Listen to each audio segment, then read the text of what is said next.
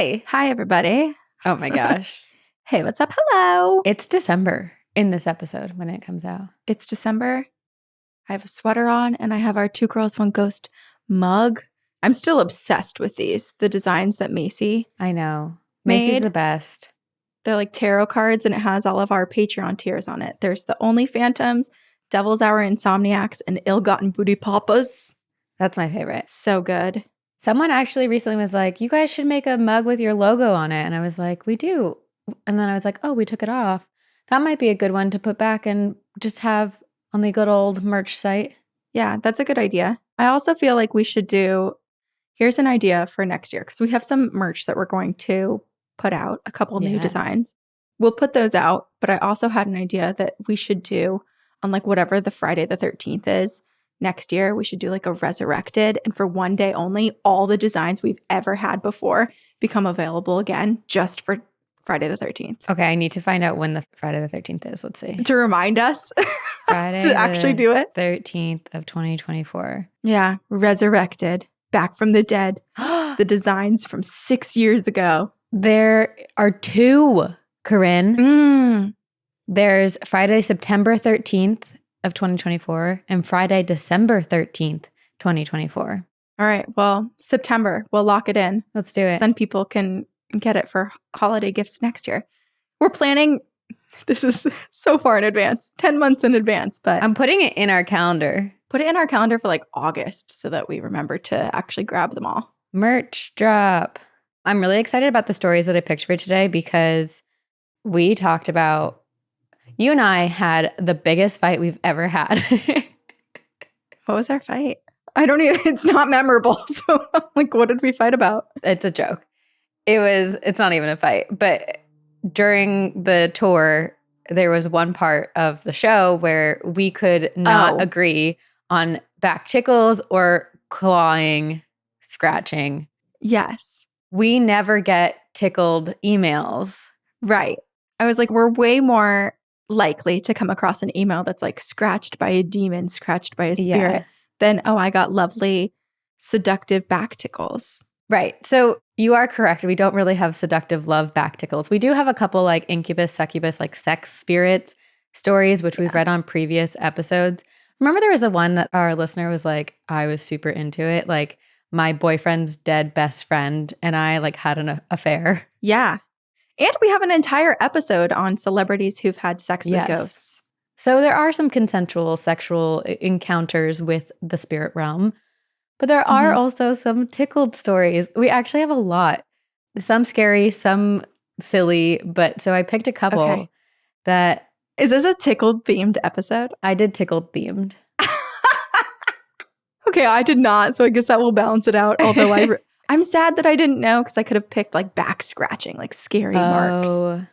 But that's okay. Okay. Well, you can come back to me. There's so many tickled one. We can do a tickled versus clawed episode.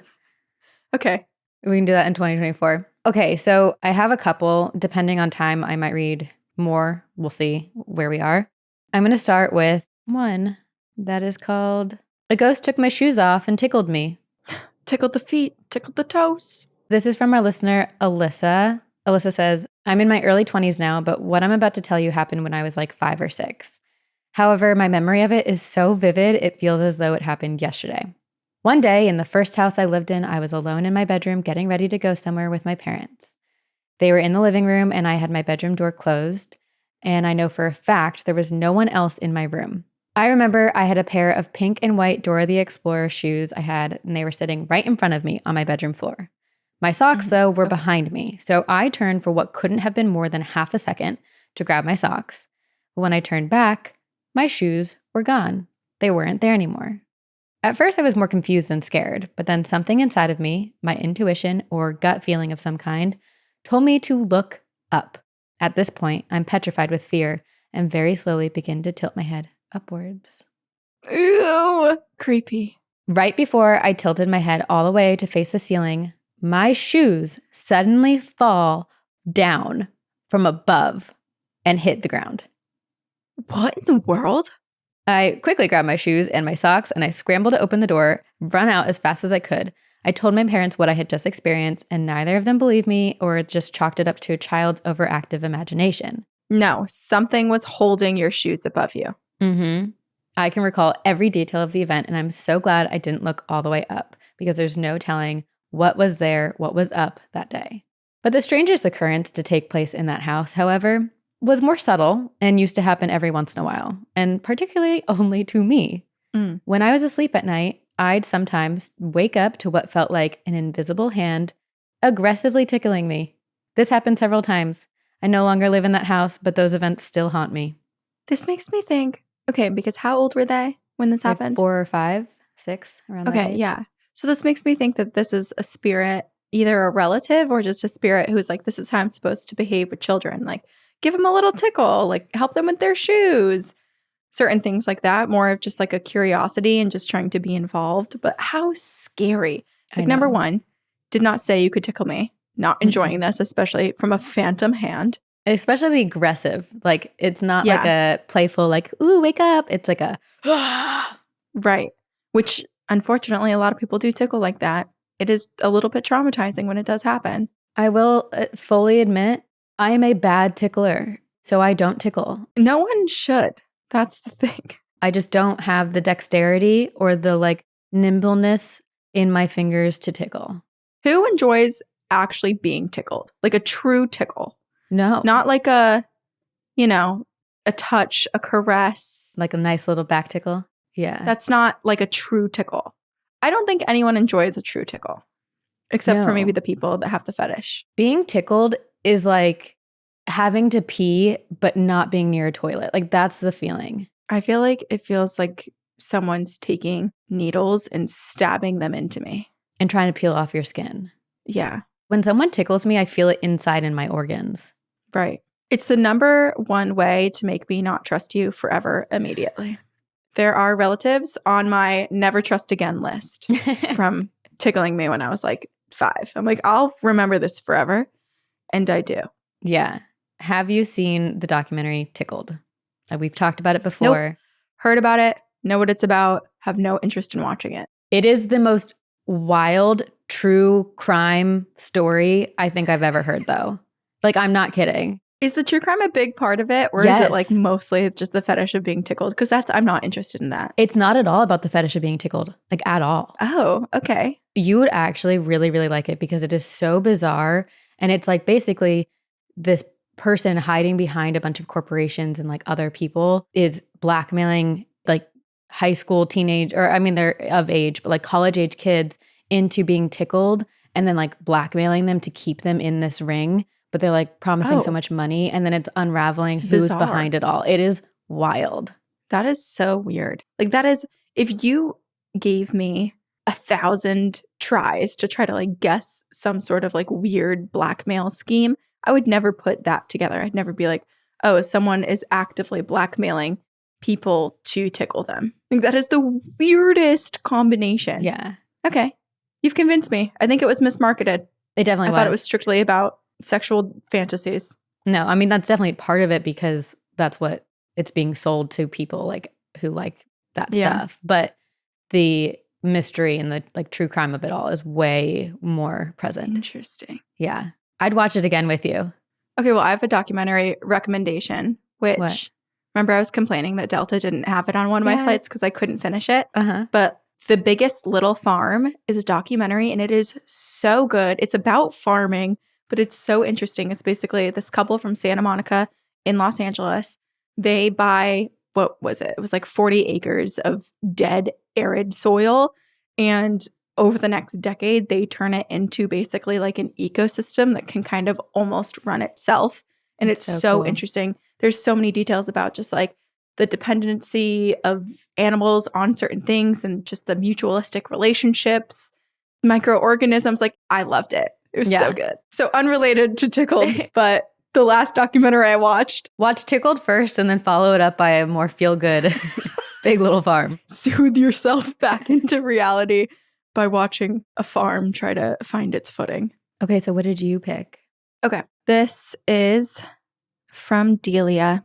Good morning, Corinne and Sabrina. I recently started listening to your podcast, and at this point, I'm completely addicted.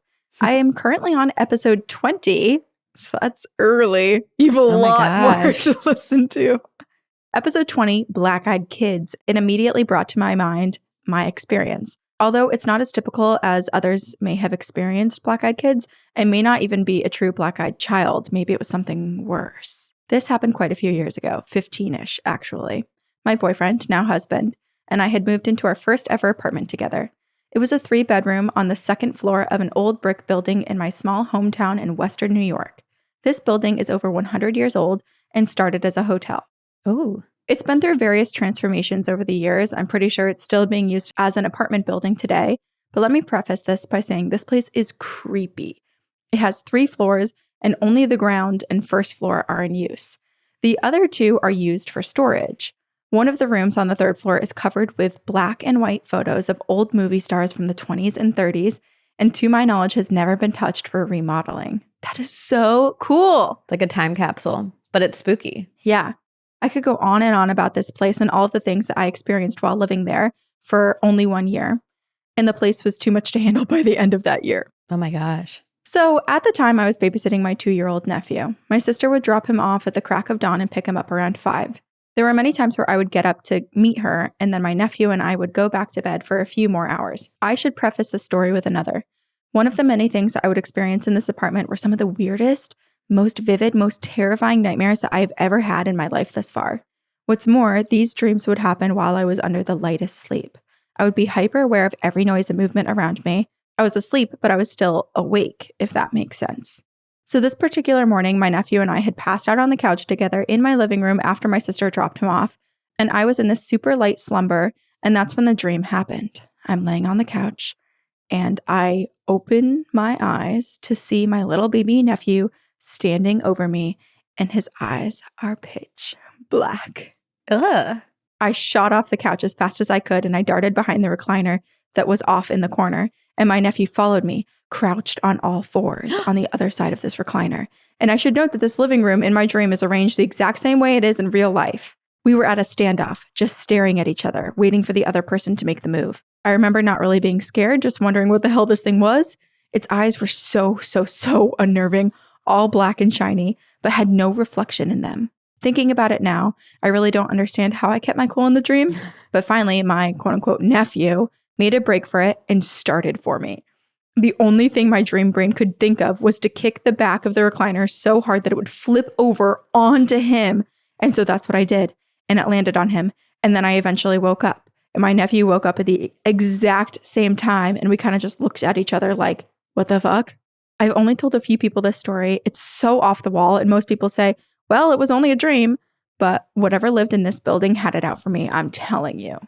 Next time I write, I'll tell you about the time that I found one lone child shoe in the 3rd floor ballroom. I picked it up, I put it right back, and all the things that I experienced after that discovery.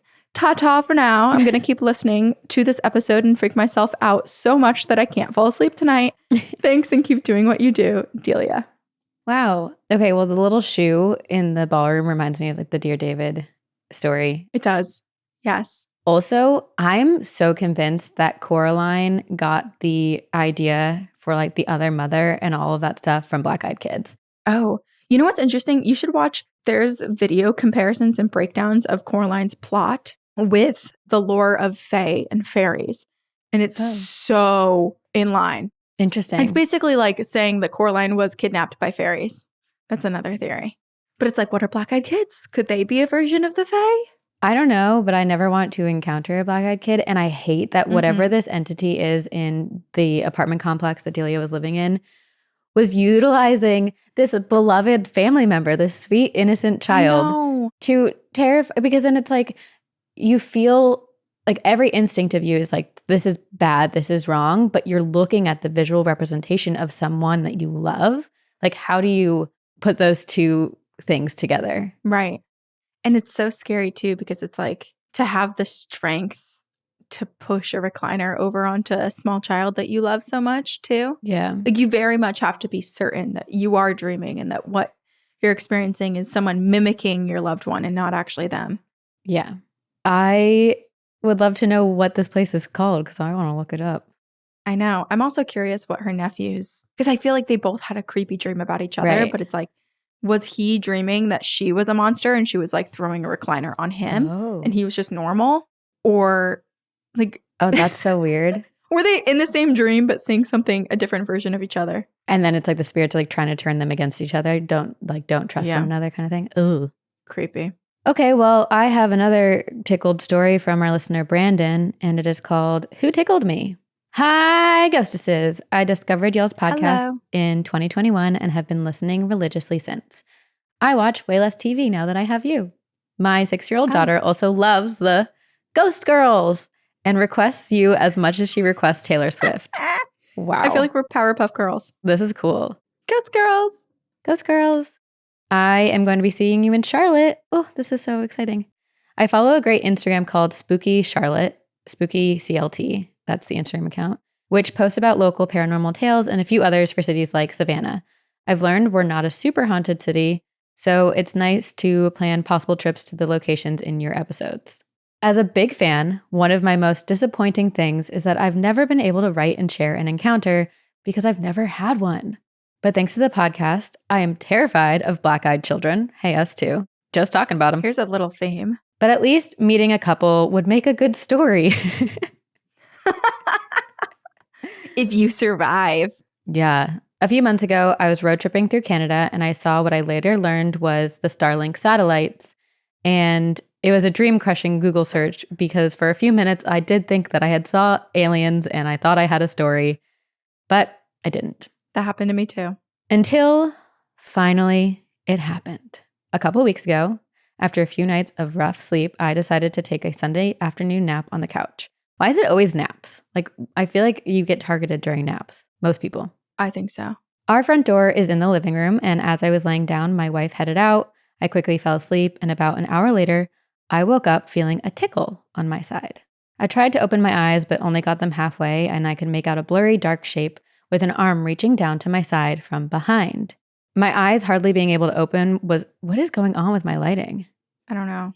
If you're watching on YouTube, I don't know what's happening. There's like some weird glitching happening with my lighting, so It's the cursed computer. We got to trade it in. it's my cursed computer. My eyes were the first sign, not being able to open them fully. But then I tried to swat away this tickler, and I realized I couldn't move at all. Was this my first experience with sleep paralysis? I would never have known if it weren't for y'all, but that was my first thought. Then I went back to the tickler. I tried to force out a, "Stop tickling me, tickling sucks." But all I could muster was something like, "Naigsu." Despite my paralysis panic, I assumed it was just my wife returning. The dark shape had to be the camo hoodie she was wearing when she left. So I closed my eyes and I drifted back to sleep. But I woke up again about 20 minutes later. This time I was able to move and I called out, but there was no answer. There was no car in the driveway. No one else was home. My wife was not home. And this is when I really started to freak out. I started running through the possibilities in my head, but kept going back to the paranormal. I have the same camo hoodie that I saw the spirit wearing, so I think maybe doppelganger, maybe a weird projection of my wife, or maybe I'm too hung up on the camo thing. We have 3 dogs who didn't make a single sound during the whole experience, and you always say trust your pets, right? We also have a weird voodoo doll that some friends brought us from New Orleans that was meant to ward off evil spirits. So clearly, whatever was there doesn't feel bad if I have to believe that this voodoo doll is working. But the question remains, what the fuck tickled me? Thanks for everything y'all do, Brandon. I love that Brandon yelled out, like, tickling sucks. Yeah. Just in case the spirit didn't understand that it actually is not an enjoyable experience for many. Yeah. But it does beg the question, like, who was the tickler? The phantom tickler. And it was a one and done tickle, right? Like it's never happened again. Yeah. Wait, I have a very funny story to tell you. This is about my sister. So when she was in college, like a rumor started about this like Fairfield cuddler because she went to Fairfield in Connecticut. And she was a freshman and someone like started talking about the Fairfield cuddler. Basically, people like felt someone cuddling them at night. My sister one night was a little bit intoxicated and she had gone to the bathroom in the middle of the night and walked back to what she thought was her room and got into bed with who she thought was her boyfriend at the time. But it was not. And she cuddled someone else for like 20 minutes. And then realized and left? Yeah. So she is the Fairfield cuddler? She's the Fairfield cuddler. Did she ever tell anyone? I mean, she told me, so I'm sure she did tell people. I wonder if there was like a big discovery where it was like, Lexi, we can move on. No one has to be fearful. It's just Lexi. One time when she was drunk. Yeah. At least it's cuddling. Like, that's a nice Wow. thing to wake up to. Yeah. Although it is very scary when you don't know when it's not supposed to happen to you. Yeah. Like to have a foreign body wrapped around you, that's actually terrifying. Oh, absolutely. That's halfway to being kidnapped. They've already got you. You are in a laying down position. Yeah. Yeah. You got to use your jujitsu skills. Which we have lots of. Tackle them. If you were to do one training, like protective tactical training, what would you do? Krav Maga. Mm. 100%. You could kill someone. I think I would do like sword fighting. Oh. I did sword fighting for the stage. I did stage combat at LMU. You're basically a swordist. What's the word? It is scary that they give you real swords there. I know. They like dull the sides of it, but if you truly, with force, hit someone, you could seriously injure them. Yeah. Sword fighting. But then if someone comes at you, are you going to always have a sword on you? Okay, Julian, who I worked with on Prodigal Son, is the most badass woman I've ever met. She's trained in all of this stuff, and she has a sword like above her bed, and she knows how to use it. And she just like, if she, like, I was honestly like, if I were to ever have a roommate, Julian, like, can you please be my roommate? Because I would feel so safe with you. That's one of those things where you need to sync your Alexa to your home invasion security system. That's someone that like the intruders need a warning. Like, warning. I am trained in sword combat. Accolades include. Yeah. Accolades. It's like, do you wish to proceed? If so, take one step forward.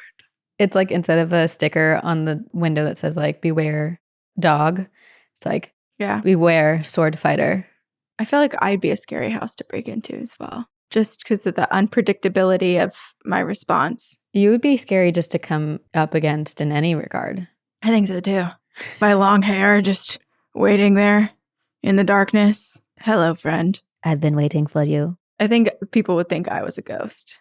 Yeah. Maybe I would just convince them that I was. Have you ever seen, sorry, this is another tangent, but have you seen Seven Psychopaths? No, I don't think so. Oh, it's one of my favorite movies. You gotta watch it. I'll watch it. Okay.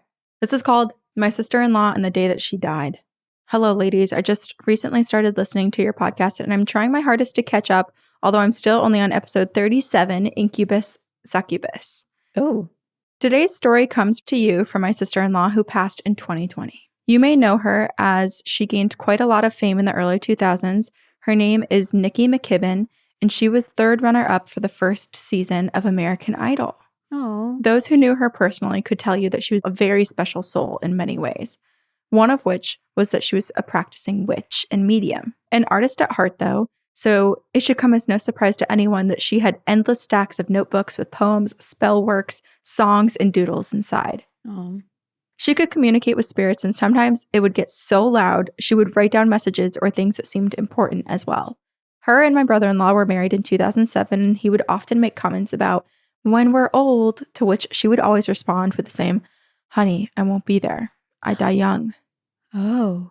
My brother-in-law always kind of laughed it off, and she never wavered in this. She knew the day that she would die. Fast forward to the year 2020. It was October, and some COVID restrictions were being lifted, but what her and my brother-in-law were most excited for was that Samhain fell on Halloween that year. The way we've always observed the holiday is that you calculate the halfway mark between the fall equinox and the winter solstice, and based off that, you find the closest lunar event, and that is when we celebrate. This holiday hadn't fell on Halloween in my memory before, so everyone was quite excited for it. Yeah. My sister-in-law, however, knew something was wrong or off. And my brother-in-law says that he kept trying to get her out of her slump by reminding her that Samhain was right around the corner. The morning of October 28th, their granddaughter gets dropped off in the morning and comes in to give her Nana a hug and chat her ear off.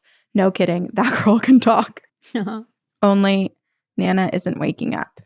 She isn't responding to anyone. It looks as though she's just sleeping. Oh, my brother-in-law knew that this was not normal, so he called 911. Upon arrival at the hospital, they tell him that she had suffered an aneurysm. She was brain dead. Ugh. She was kept on life support for 4 days so all of her family could come and say goodbye, and so that she could give her final gifts as an organ donor. Her son was one of the last to go in and see her. Coming out of the hospital doors, he nearly collapsed in tears and says, "I want my mom." After months and months of grieving, my brother-in-law, wanting so desperately to be near his soulmate again, decided to pick up one of her last notebooks that she had been writing in. On the bottom of the last page, in her messy, chaotic writings, was a bold date circled and underlined. Stop. The date, October 28th.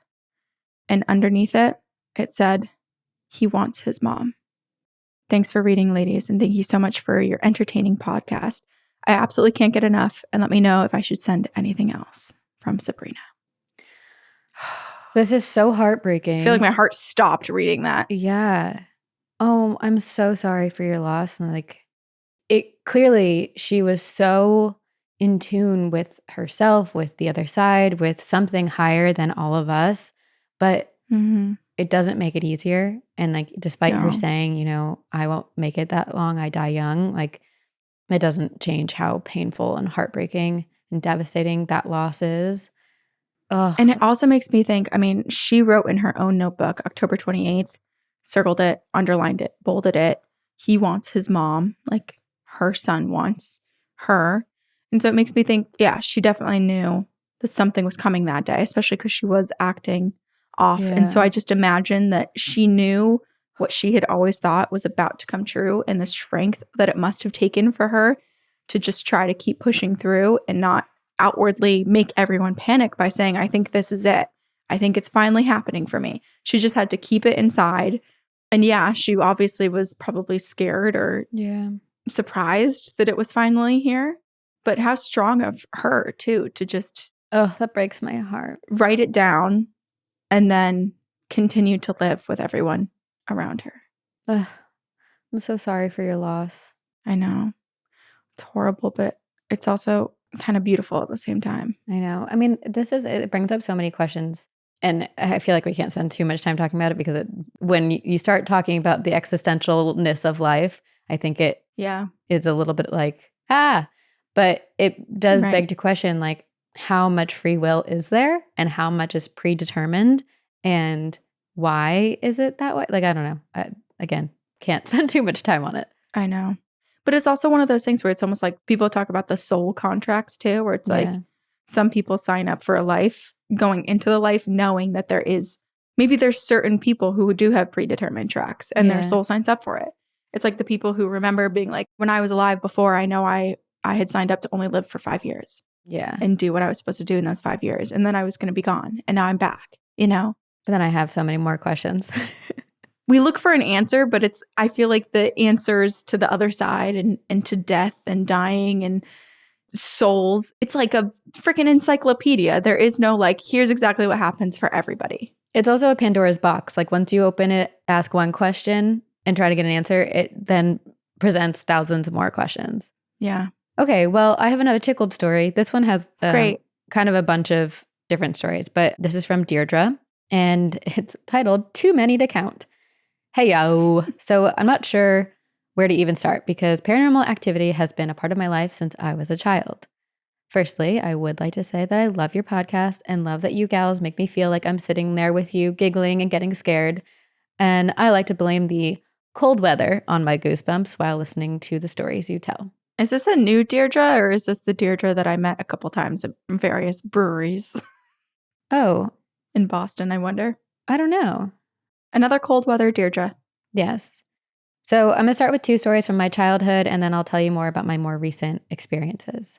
When I was a young child, my mother used to keep a journal of all the weird things that were happening in our house when I was 6 years old. We lived in a quiet neighborhood consisting of about 6 or 7 houses on the outskirts of Biggerville, Pennsylvania. One night when I was 6 years old and sleeping, I woke up for no reason at all. My bed was facing the door, and as I laid there sleepily, I saw a tall, dark figure with a top hat and a bag under his arm just walk past my bedroom door very slowly. The bathroom was right next to my room at the end of the hallway, which is where he walked into, and so I thought maybe it was my dad, and I got up to check, but when I got to the bathroom, which was connected to the laundry room, and the attic door was also in the bathroom, I saw that my dad was not there. and immediately knew that there was no way in hell that I was going to go check the laundry room nor the attic. So I ran crying to my parents, and honestly, I was sick, so I don't really know how they consoled me. One time, my mother asked me to go upstairs and put my pajamas on, which is the same house from the story when I was 6 years old, and I asked her if she could come with me. As we approached the stairs, we heard loud thuds coming from the stairwell. At the top of the stairs, my mother had a large bookshelf with those heavy encyclopedias all on top of the top row of the bookshelf. When we got up the stairs, the entire top row of encyclopedias had been thrown off the case down the stairs. That's heavy, heavy books. Very. Also, I want to read Deirdre's mom's journal of all the spooky things that happened. That's a great idea. When I have kids, I'm definitely going to do that if they do or say anything weird. Definitely. Please do. It's like a log book. I feel like our podcast could also be your logbook of creepy kid encounters. That's true. I'll do it both places. So now, on to my adult years. My current home. I went to the bathroom to do my makeup, and when I came out, the ceiling fan was on, which was weird because there is no way this fan could have been turned on. It doesn't have a switch, and the only way to turn it on is by pulling the string. I never use my ceiling fans because they are loud and obnoxious. I went to pull the string to realize it was already on the lowest setting, which is not possible because you'd have to pull it multiple times to get it to the lowest setting. As I started to pull the string, I got a nosebleed. I can't even remember the last time I got a nosebleed. I came into my living room once and I saw the other ceiling fan on. And again, I had never turned that fan on in the entire 3 years of living there. There's no string to pull it, only a plug that is connected to the wall outlet. Needless to say, I pulled the plug. Trigger warning, this next story does involve suicide. One of my best friends, who I'm going to keep anonymous, died by suicide. I cried about not being able to get any type of message from her before passing on, and I woke up to my phone telling me that she had sent me a message on Snapchat. But when I opened the message, there was nothing there. This was 4 days after she had passed.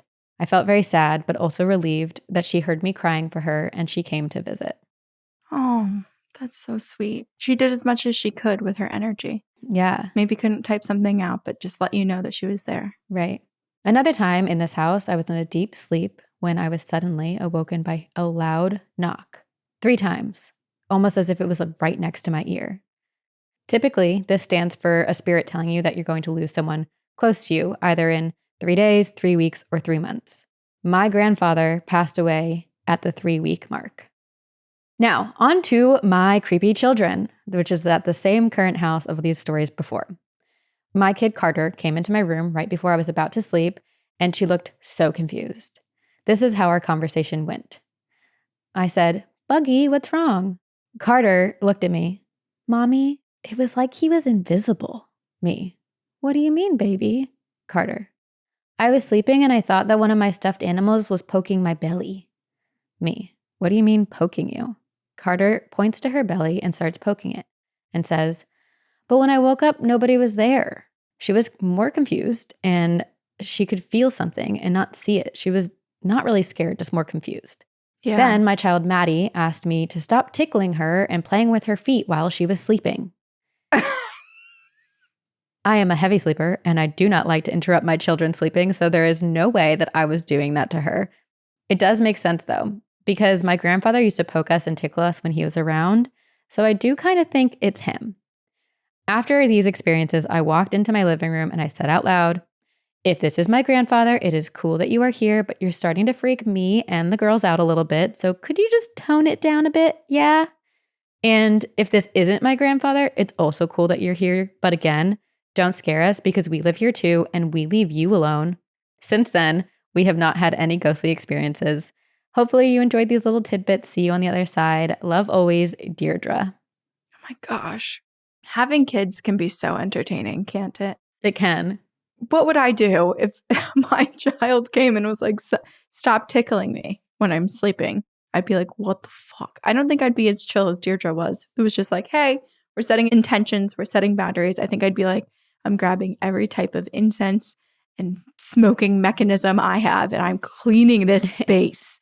I'd be so scared. I think because Deirdre's kids were not really scared, but more just confused by it. Yeah. It does make sense. And then also for her, Deirdre, to be like, okay, my grandfather used to do this. It's kind of endearing to think that my grandfather's visiting, my children, Right. like getting to be a part of their lives in some way. She can assume that it's him. Yeah. And then, she's still like, mom pants are on and is like, hey, listen up.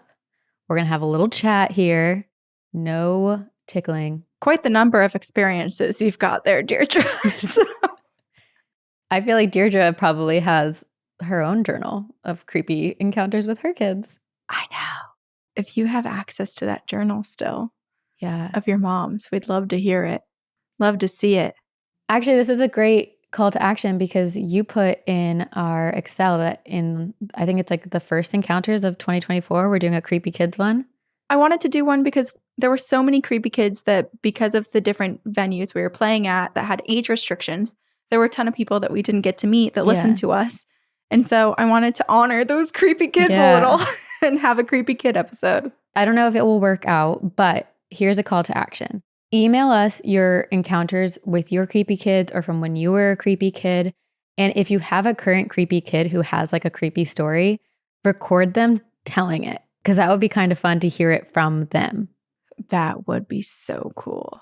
The kids special. And then, but also if you record it, also type it out just in case like our like audio, it doesn't work out. So we have both. That would be so cool. Love a good creepy childhood story or creepy kid. They're so fun. They're so creepy. We have so many in our inbox of creepy kids, but we also have so many more tickled stories that like I really do like this idea of doing tickled versus scratched. Tickled special. Tickled versus scratched. We should have one of those. Yeah. Almost like a would you rather. And then we'll read them side by side and it's like, what's worse? What would you rather experience? That's actually, that's fun. I also feel like we should just do that. That's like a fun special where people send us 2 stories and we have to pick which one we would rather have experienced. We have plenty where people have sent us just 2 stories that they've experienced. True. So maybe we'll just find some too. But there's another call to action.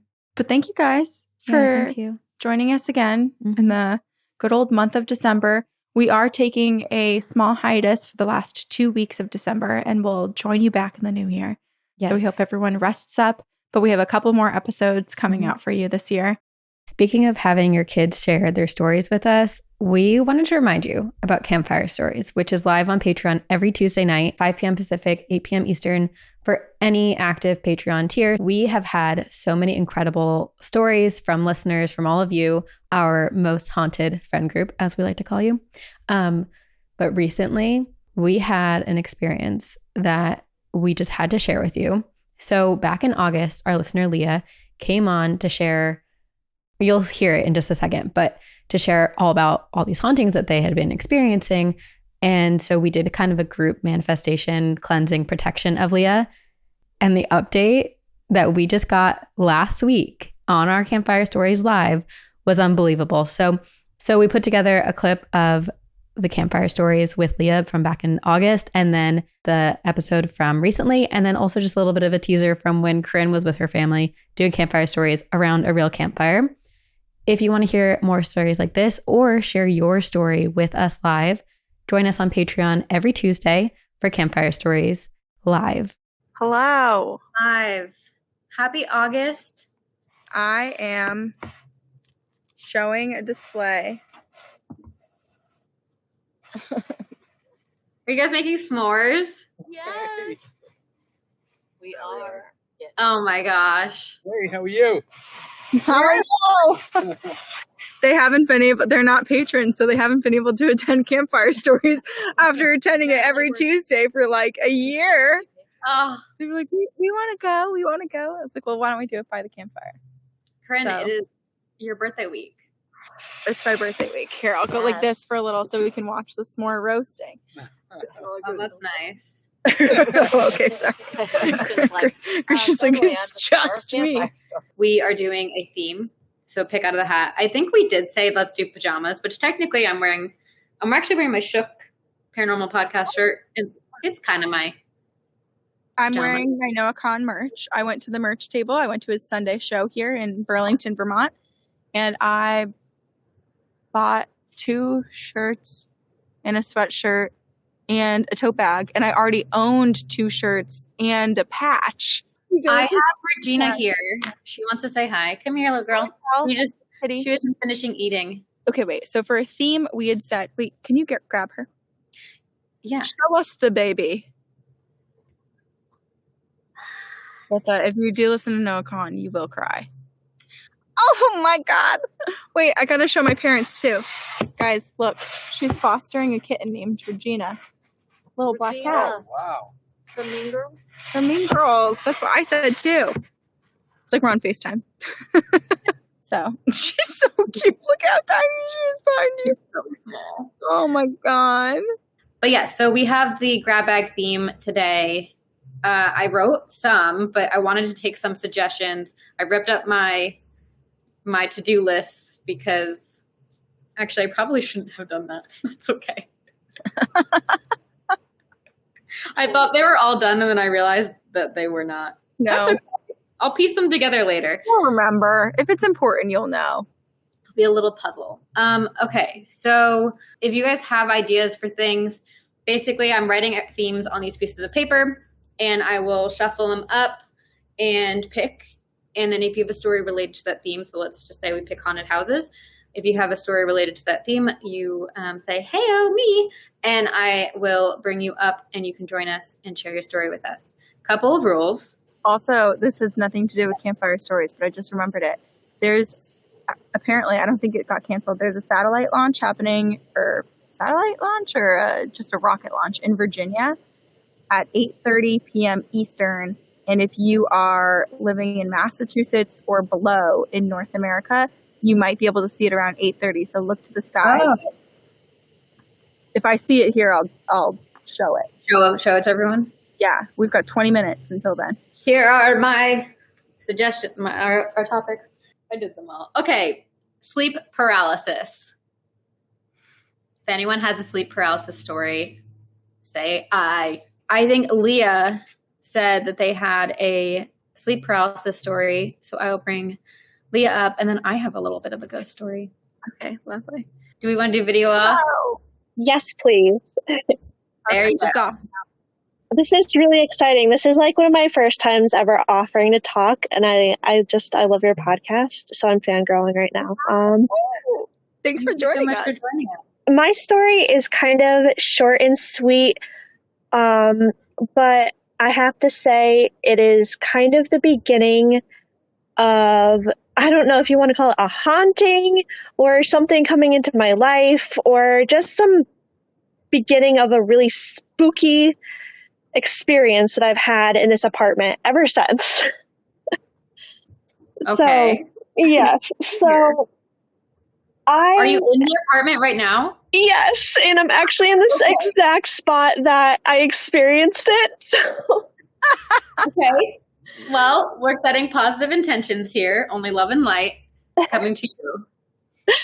Thank you. I'm going to need that. So it's my apartment bed is on the floor in millennial style. And, you know, where you're laying, you can see straight out the door that, you enter into the bedroom. It is a long hallway. It's dark at night. You can't see much. Now you can, because I have a night light that I put out there, and I will not go to sleep without it on because of this experience. Oh, no. Honestly, the fact that you didn't have a nightlight before, like, so brave of you. So I was experiencing a few different nights where I was having nightmares, which isn't like actually that unusual for me. And this one night I was having one of these nightmares that I thought I was waking up, and it turns out I'm not actually awake. So, except this time, I swear on my life, I was awake, staring straight at the doorway that looks into my bedroom, and there was 3 shadow people standing there. And I'm trying, like, as if right now you tried to scream on the top of your lungs, screaming, help, help. And I was trying to tap my husband, and I was like saying his name, and I'm like, please, please help, there's something there. Did you feel like you were actually screaming it, or was it like stuck in your voice? Like, did you think he heard you? So it was coming out in whispers. Oh, That is so, ugh. Yeah, so I described this the next morning as the most desperate you can feel in a moment, because all I was trying to do was move my body and scream, and there was nothing I could do. it's so scary. I hate when that What, happens. how did it end? This lasted probably like a solid 30 seconds, which felt like obviously a lifetime. And I don't know if I fell back asleep or if I woke up right away. But after that, that happened to me a few different nights. And now those, like what I would call like shadow people, I see them. Like, not even in sleep paralysis, just like I'll be in my bedroom, I'll look over, and there they'll be just like casually chilling. And I swear to, and I say all the time I should try to capture it, but then that makes it too real. Yeah, I don't blame you. What do you do when you see them? Panic in the inside, pretend like it's not happening. And I just think ever since that time, there's just been this really long string of weird, stupid activity, like bread flying off the counter, or like my electric candles going on when I was nowhere near them. I wish they would maybe like go where I can't see them. So Do you think you're being too nice to them? Should we be a little bit more like, get out of here? We can all together give you get out of here energy for right now. Yeah, go for it. I mean, totally. I can use some of that energy.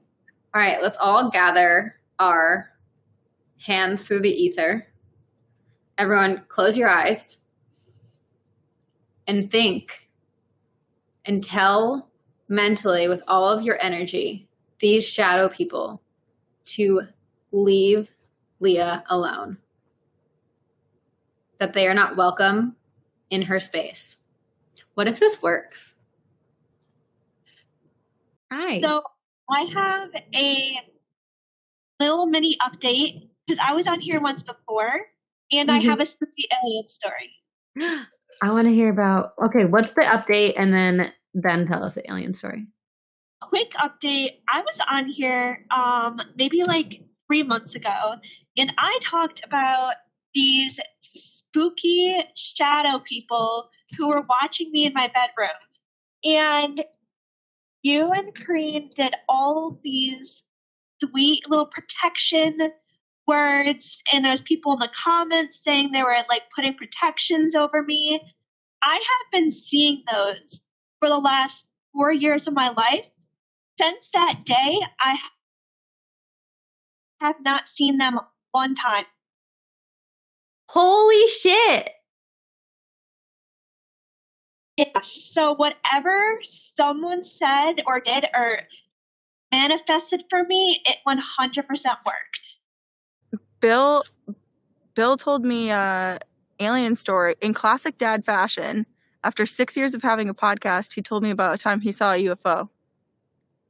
Oh. Dad, do you want to tell it? Do you want to speak loud? I'll speak loud. Oh, she's putting me in the... Hi. I'll stand by. I was just it was a simple story. I've seen a couple, but when I was maybe 17 years old, I was traveling from my mother's house to her camp in Maine, and on my way there, there was a bright light saucer type thing hovering above the mountain that I pass all the time, and 6 or 7 cars were pulled over. So I pulled over too, and I watched it for maybe 15 minutes, and it was still there when I left. Got back in the car and left. Nobody ever talked about it. Never saw it in the news. Nothing. It was up in the middle of nowhere. Wait, when did you say, what year? What was your estimated? It was probably 1970. I'm dating myself. 1978 or 79, somewhere around then. But this was like 20-ish minutes away from where Betty and Barney Hill were abducted. Oh. It wasn't far from there. I grew up not far from where. Yeah. Betty and Barney. It's wild that it was there the entire 15 minutes and that multiple people pulled over and no one talked about it. This mountain, all it had was hiking trails on it. I had been and up UFOs, I guess. It was just a massive light right just above it. Yeah. Well, What's your take on tell if it was like sitting on the mountain or hovering right above it? Yeah, I couldn't tell because it was down below the top of it, but it was above the ground. But it wasn't the background. I could see the top of the mountain behind it. Oh, wow. So, yeah, it was in the White Mountains in New Hampshire. Do you think that's like the most, because you said you've seen a few, is that the most clear you've seen it? Oh, yeah. I mean, the other things I saw way up. Wow. It's like when you saw, are you talking about like when you think it's a shooting star at first and then it starts to zigzag and then you're like, oh. Oh, when something goes straight up, that's what I saw. Yeah. Previous to that, something in the sky and then it just went straight up. Wow. So that's it. Simple story. What's your take on the admission or the whistleblower? Oh, congressional hearings? Yeah. It's been a long time coming. They've known for years. Oh, yeah. We can't be. So have we. And if you're on Patreon, you will get some news about next year. Should we just say it? Okay, we can say the news. Okay. Because if you're on Patreon, if you're in the like highest tier, which only Phantoms, you will be getting episodes 1 week early and ad-free. So right now we've been posting them a day early and ad-free, but now you'll get them a full week early. So those 2 weeks off, you'll now have 2 episodes that you'll be able to listen to during those 2 weeks because you'll get them early. Yes. And we believe that our Patreon will allow us to sync them to Spotify. So if you're a Patreon member and you also have Spotify, you should be able to listen to them a week early there as well. Yeah. And hey, Patreon, you're going to get 1 extra episode of the podcast a month too in 2024. Exclusive to you. Big things are happening. So many things. How can Corinne and I make way more work for ourselves to entertain all of you? And also entertain ourselves. Yeah, that's true. If we didn't want to do it, we wouldn't be doing it. Well, it's also crazy. People are like, don't you think you'll ever run out of things to talk about? And it's like, no. We can't even cover enough because there's too many. Like we could do this for a million years. That's why we're going to have extra episodes. And we're going to become vampires and never stop doing this. No. Great. Well, thank you guys for coming. We appreciate you. We love you. Shout out to our team. Yeah. Happy holidays. Ho, ho, ho. And we will see you on the other side. Very spooky.